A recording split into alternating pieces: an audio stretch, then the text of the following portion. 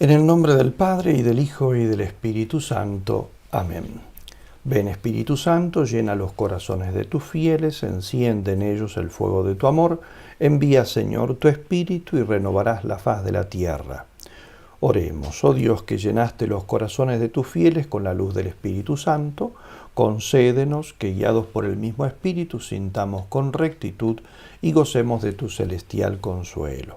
Por Jesucristo nuestro Señor. Amén. Dios te salve María, llena eres de gracia, el Señor es contigo, bendita tú eres entre todas las mujeres y bendito es el fruto de tu vientre Jesús. Santa María, Madre de Dios, ruega por nosotros pecadores, ahora y en la hora de nuestra muerte. Amén. San Ignacio de Loyola, ruega por nosotros.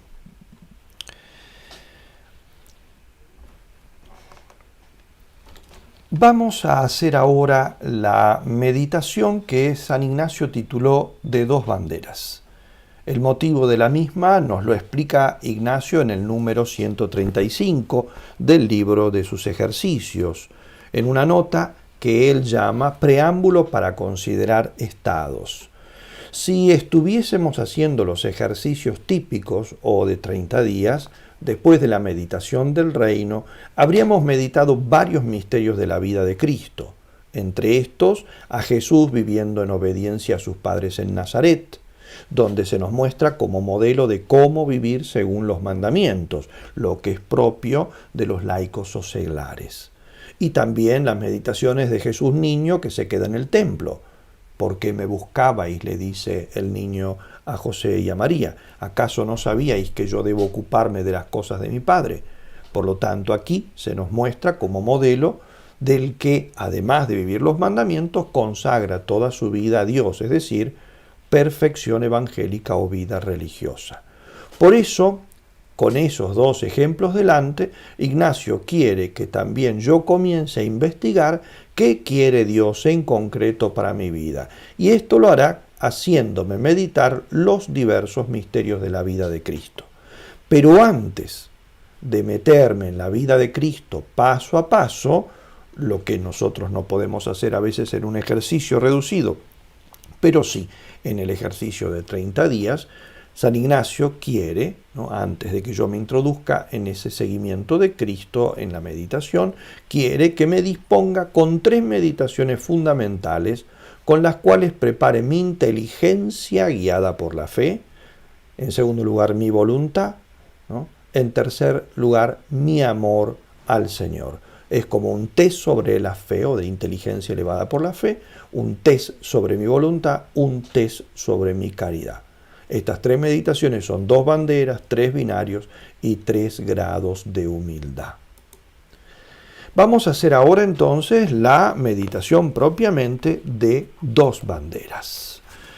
Como en todas las meditaciones ignacianas, la oración preparatoria es la que propone San Ignacio para todas sus meditaciones y contemplaciones, es decir, poniéndome en presencia de Dios, ofrecerle todos mis pensamientos, mis afectos, mis voliciones, todos los actos que voy a hacer a lo largo de todo este tiempo, de esta hora de meditación. Incluso también mis sequedades, mis luchas en la meditación, contra las distracciones, contra los desconsuelos, contra la sequedad, contra la aridez, para dar a Dios nuestro Señor la mayor gloria que me sea posible y convertirme de esa manera, transformarme en verdadero discípulo de Cristo y salvar mi alma. ¿Qué es lo que se pretende? ¿Cuál es la intención de esta meditación?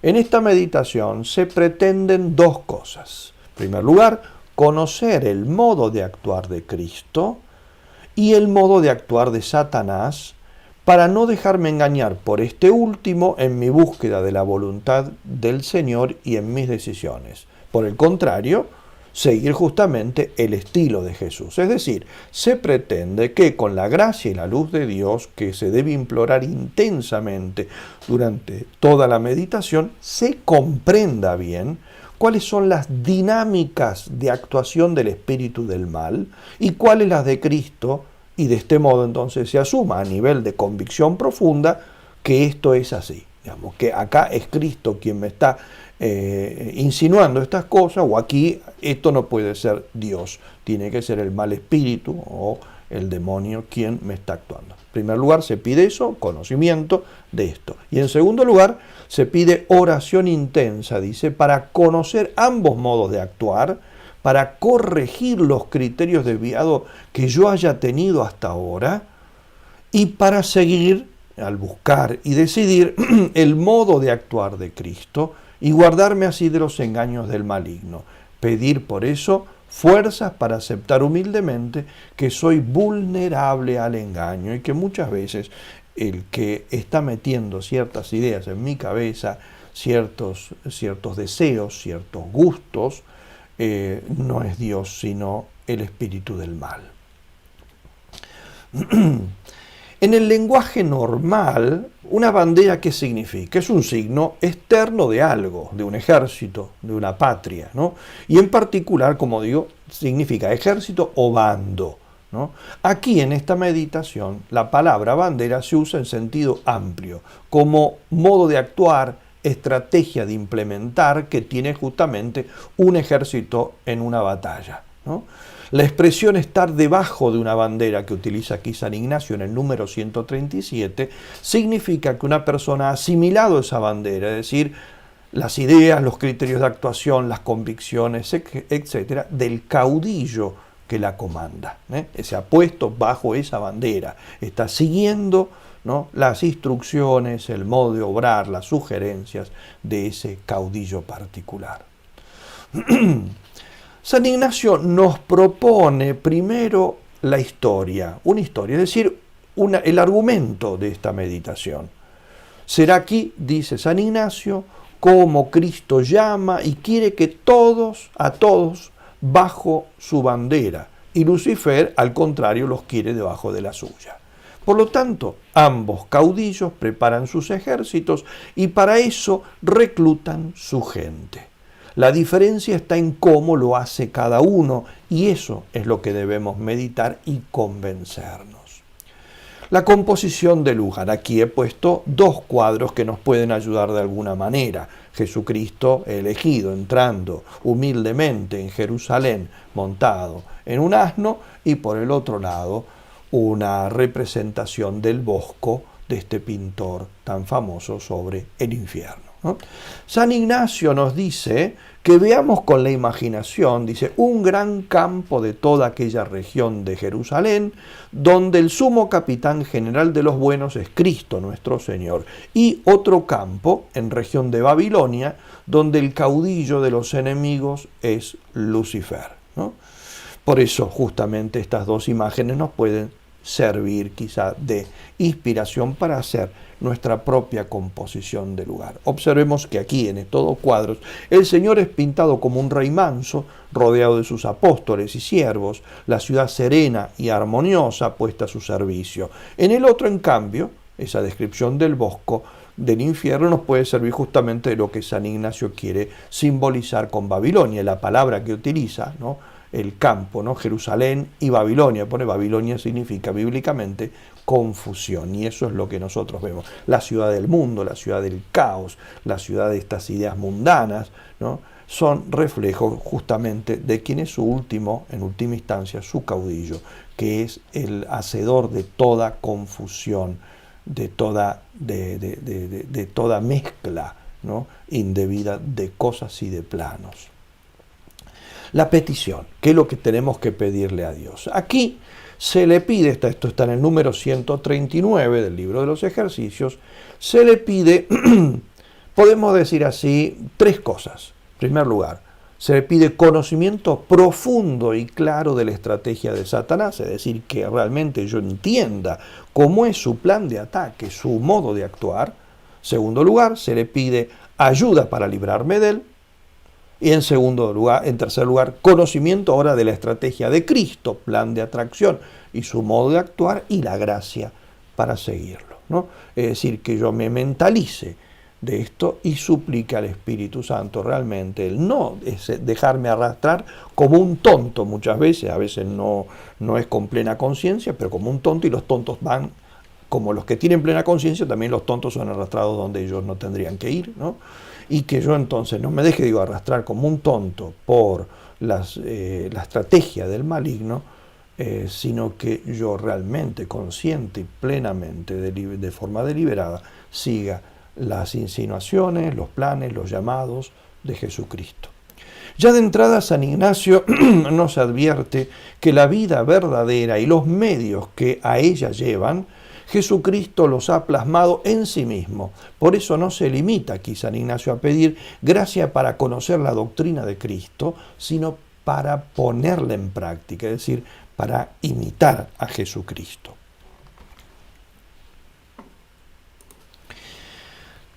Vamos a la primera parte entonces de esta meditación, porque San Ignacio aquí la divide en dos partes, cada una con sus puntos particulares, ¿no? La primera parte es, dice San Ignacio, considerar la bandera de Satanás, es decir, el ejército y todo lo que es el contexto de este mal caudillo. San Ignacio nos dice así: el primer punto es imaginar así como si se asentase el caudillo de todos los enemigos en aquel gran campo de Babilonia, como en una grande cátedra de fuego y humo en figura horrible y espantosa. No nos quedemos evidentemente en lo meramente artístico, sino en la idea de fondo. Como dije, Babilonia significa confusión. Por lo tanto, aquí lo que quiere San Ignacio es que yo imagine, que acá no hace tanta falta imaginar, porque más o menos todos tenemos una idea clara de lo que es esto. Eso digo, vea con mis ojos del alma esta civilización de la falsedad, de la apariencia, esta sociedad que parece la meca del progreso, del éxito, de la ciencia, de los lujos, pero que en realidad es anarquía, inquietud, amargura, temor, incertidumbre. Como digo, en la época de San Ignacio había que usar la imaginación, aquí bastaría con usar el diario, ¿no? El periódico de cada día ya nos hace un panorama bastante exacto de lo que es esta civilización, como digo, de la confusión. Su caudillo aquí, dice, verlo como en una cátedra. ¿Por qué? ¿Por qué cátedra? Porque es un maestro, él enseña, adoctrina, sienta principios, ¿no? Como este mundo en el cual nosotros vivimos, que constantemente nos está adoctrinando, nos está enviando principios que muchos de nosotros asimilamos sin darnos cuenta de dónde nos vienen, ¿no? La cátedra es de humo y fuego porque es una doctrina oscura, embrollada, sofista, o sea, llena de engaños, y se impone generalmente por el poder abusivo, como lo vemos hoy en día de forma tan patente. Decía el padre La Palma, ese gran comentador, el príncipe de los comentadores de San Ignacio, decía, tenerle imaginado al demonio, ¿no? Tenerle imaginado cómo es ayuda mucho a conocer sus tentaciones y sugestiones, que es el fin de este ejercicio. Por lo tanto, entonces, primero, imaginar al mal caudillo, imaginar esta ciudad, esta civilización, en definitiva, esta sociedad en la que intenta que nos sumerjamos nosotros, ¿no? Segundo lugar, dice San Ignacio, considerar cómo hace un llamamiento de innumerables demonios y cómo los esparce a los unos en tal ciudad, a los otros en otra, y así por todo el mundo, no dejando provincias, lugares, estados, ni personas algunas en particular a las que no les envíe algo o alguien, ¿no?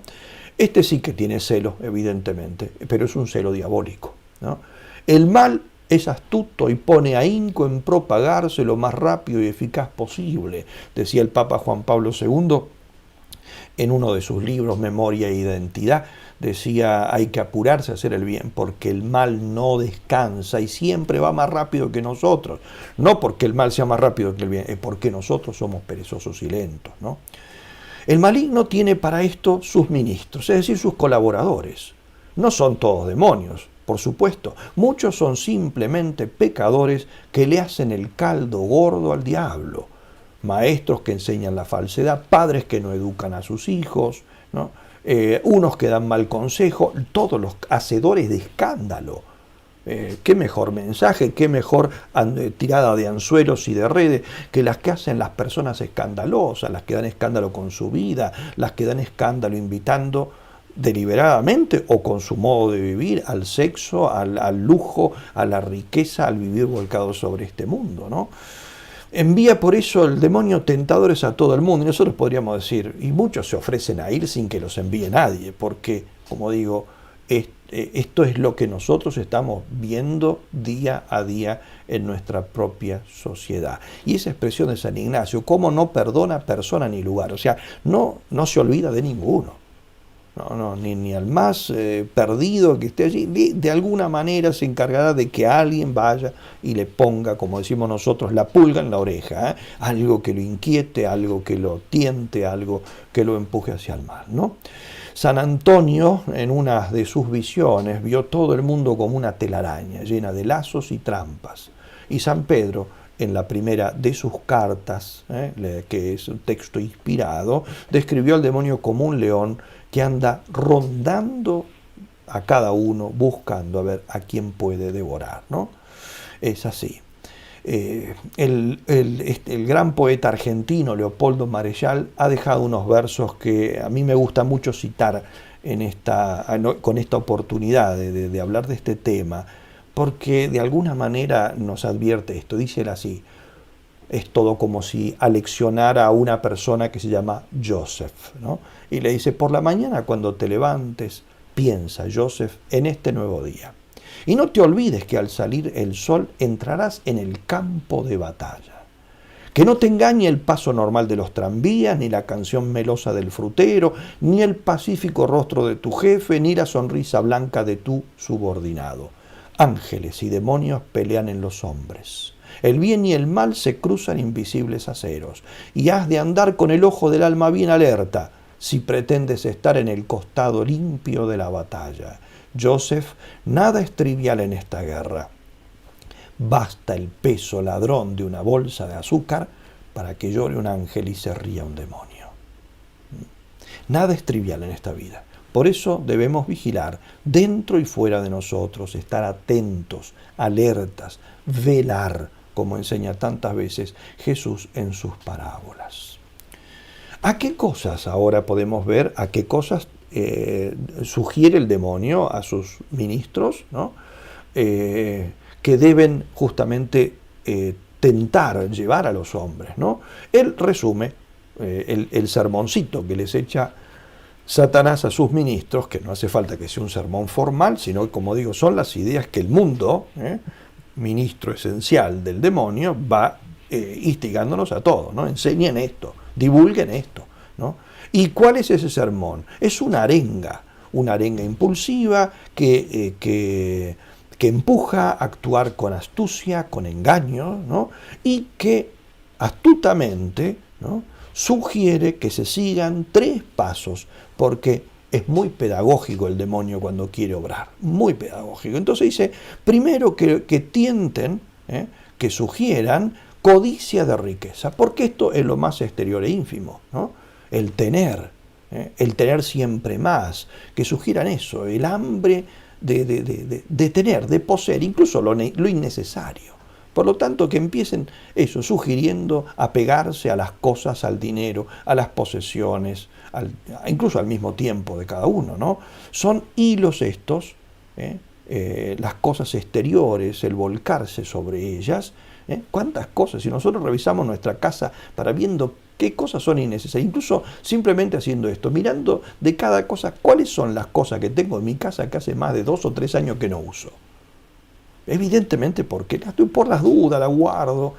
Estamos cargados de superfluidades, ¿no? Pueden ser bienes muy pequeños, pero son como pequeños hilitos. Ahora bien, 1000 hilos encadenan a una persona como si fuera una cadena de hierro, no hace falta. Uno solo se puede romper fácilmente, pero si pongo 1000 hilos en torno a una de mis manos, no la voy a poder mover. De aquí, cuando la persona esté realmente volcada sobre todo esto y el afán de cambiar, si tengo una bicicleta ahora quiero tener una mejor, o quiero tener una moto, y si tengo una moto quiero tener la mejor de las motos, y si quiero tener una moto ya no me contento, me gustaría tener un auto, y así monto.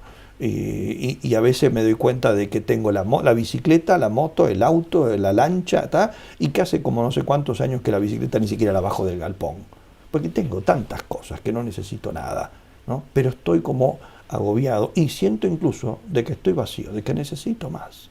Este es el primer paso. Una vez que la persona ya está cocinada con esto, dice, hay que empujarlos al vano honor, a la vanagloria, a la fama, es decir, al vivir de cara al mundo, el buscar ser conocido, que me alaben, que me aplaudan, que me consideren, que no se olviden de mí, como decía una, que me odien pero que no me olviden.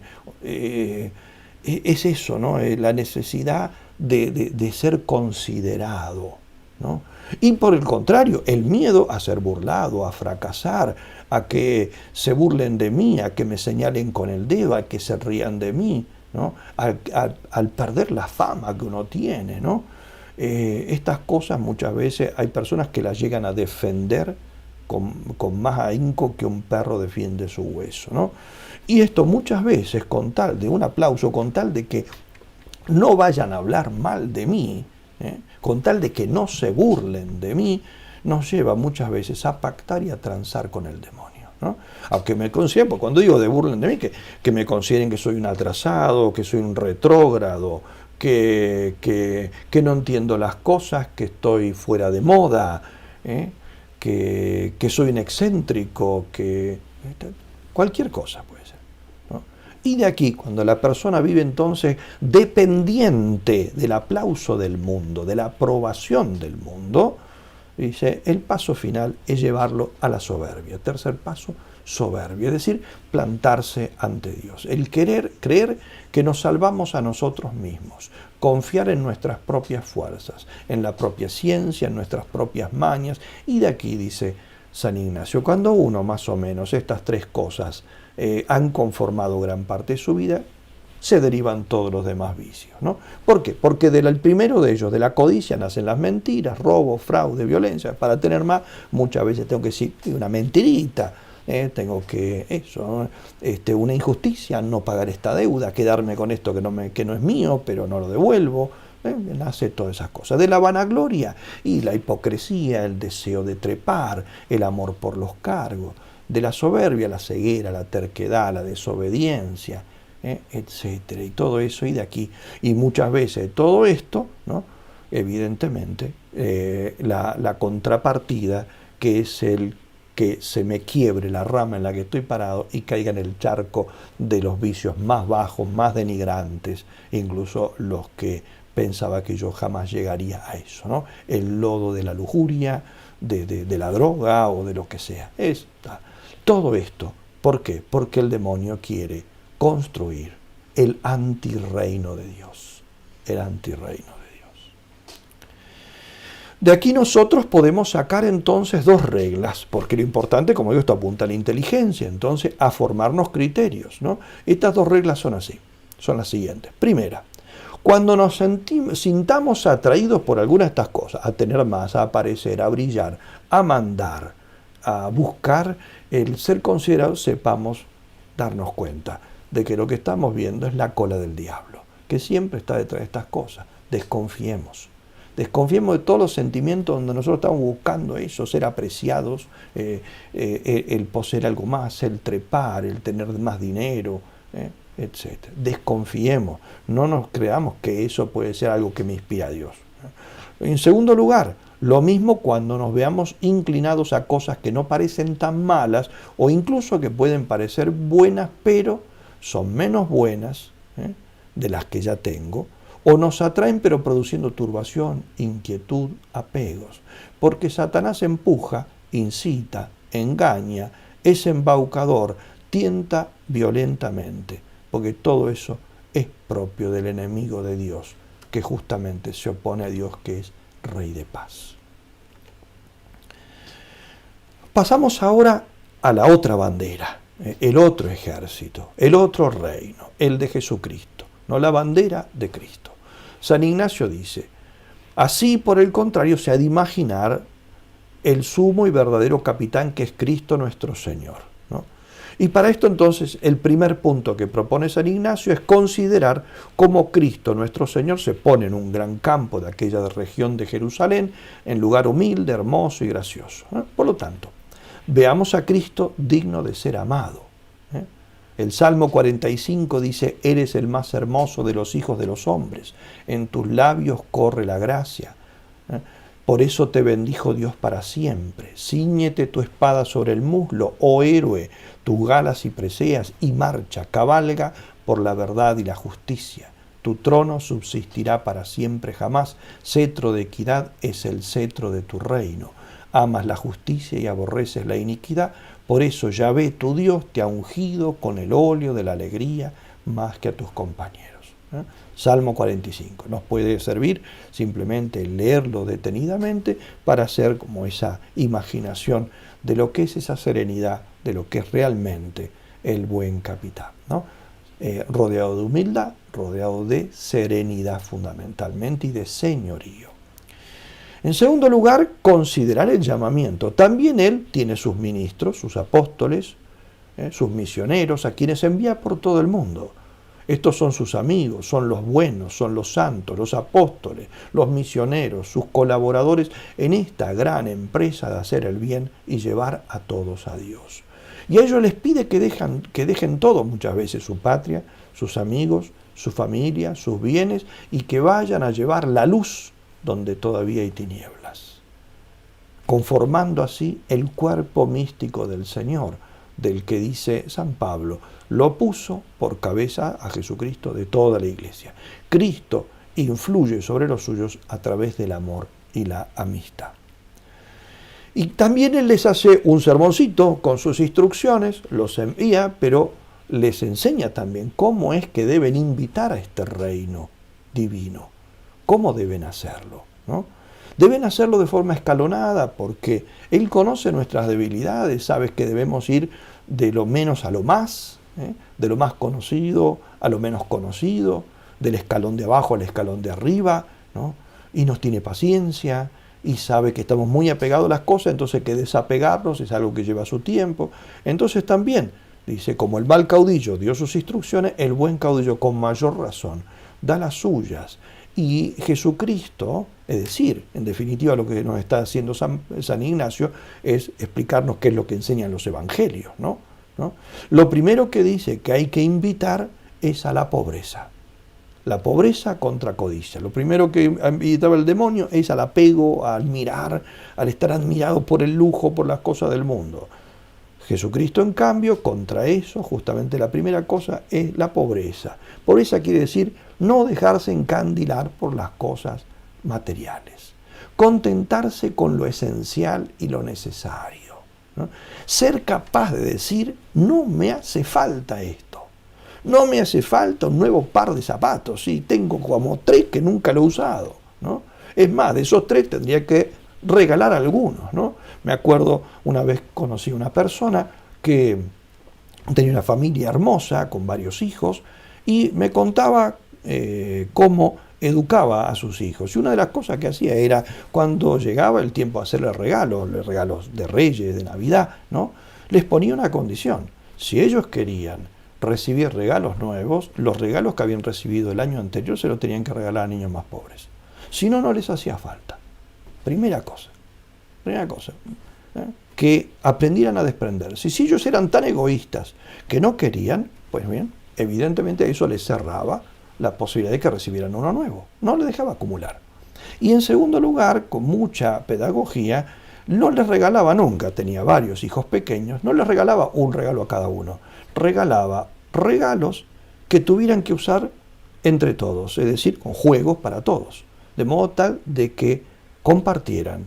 Y de esa manera yo conocí a esos niños, y eran niños absolutamente normales y absolutamente felices, ¿no? Nosotros, en cambio, muchas veces fomentamos todo lo contrario a esto, ¿no? Y lo hacemos en nosotros, no en los niños, también en los niños, ¿eh? Pero es así, la codicia, ¿no?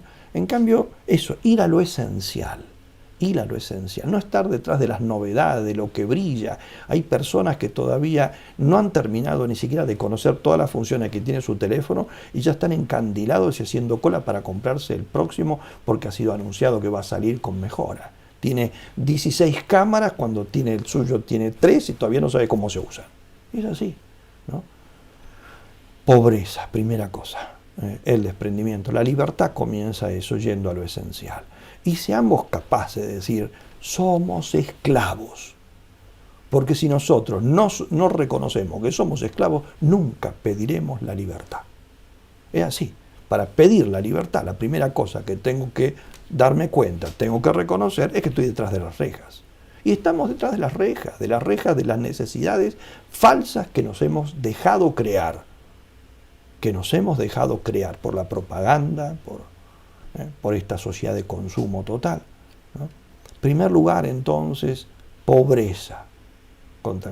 En segundo lugar, ya la persona entonces que empieza a no darle tanta importancia a las cosas materiales, que se queda con lo esencial, ¿no? Ahí la invitación es al amor, al menosprecio contra el apetito de fama, que es lo que fomenta el mal espíritu, el demonio, ¿no es cierto? No solo humildad, entonces, sino amor a la humillación. Esto no por sí mismo, evidentemente, nadie está diciendo de que sea algo amable por sí mismo, sino porque Cristo lo experimentó primero y lo experimentó por nosotros, en lugar nuestro y para redimirnos a nosotros. Por eso entonces no tener el miedo a la burla, al no ser considerado, al ser dejado de lado, verlo entonces con el valor que esto tiene. Esto me asemeja a Jesucristo, ¿no? Y nadie se ha muerto por el hecho de que lo aplaudan 2 minutos y no 20 minutos de pie. Eso no ha pasado nunca, por supuesto. O sea, en todo caso lo que se le muere es lo que se había imaginado en su corazón, que valía. Y de aquí, en tercer lugar, a la humildad. Humildad contra soberbia. Humildad significa en el lenguaje de San Ignacio no solamente la virtud de la humildad, sino la santidad. Santidad profunda y verdadera. Es decir, del desapego de las cosas y de la falta, empezando por la falta del miedo a la burla, al olvido de los demás, a la desconsideración de los demás, uno queda con esa libertad, donde ahí evidentemente puede empezar a arraigarse la verdadera santidad, la que toma conciencia de lo que verdaderamente somos, de nuestros límites, de nuestra dependencia de Dios y de nuestra apertura a Dios, de que lo que sentimos en el corazón es hambre y sed de Dios. Y de aquí, dice San Ignacio, se siguen todos los bienes y todas las virtudes. De aquí saquemos entonces también 2 reglas prácticas de estas indicaciones que están en el Evangelio, ¿no? 2 indicaciones. En primer lugar, cuando nos sintamos inclinados, aunque sea con esos toquecitos como algo que me vino, como un pensamiento que me vino a la cabeza, pero un pensamiento donde hay como una especie de deseo, de idea, de anhelo de alguna de estas virtudes, reconozcamos que eso es la acción propia del Espíritu Santo.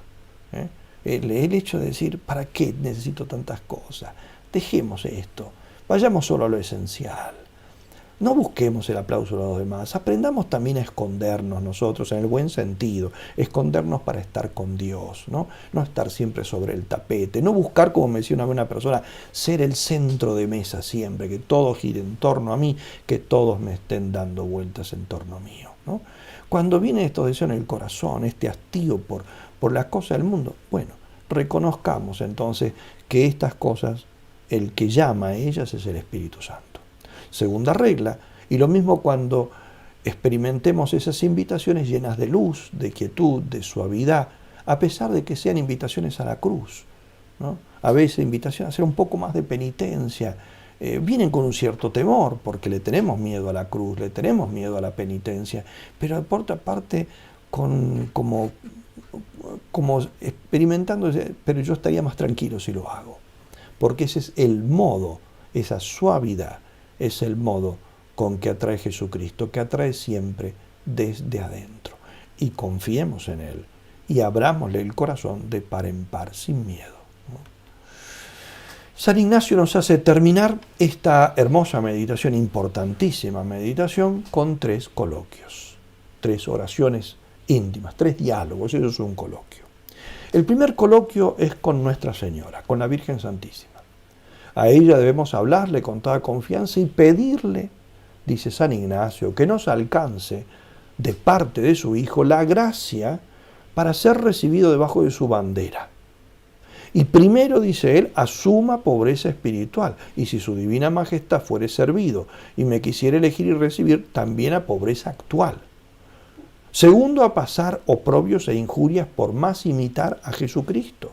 mientras las pueda pasar sin pecado de ninguna persona, ni disgusto de su divina majestad. Y con esto rezar una Ave María. Bien, expliquemos un poquito estos términos que ha puesto aquí. En primer lugar, observemos que San Ignacio nos hace pedir una gracia.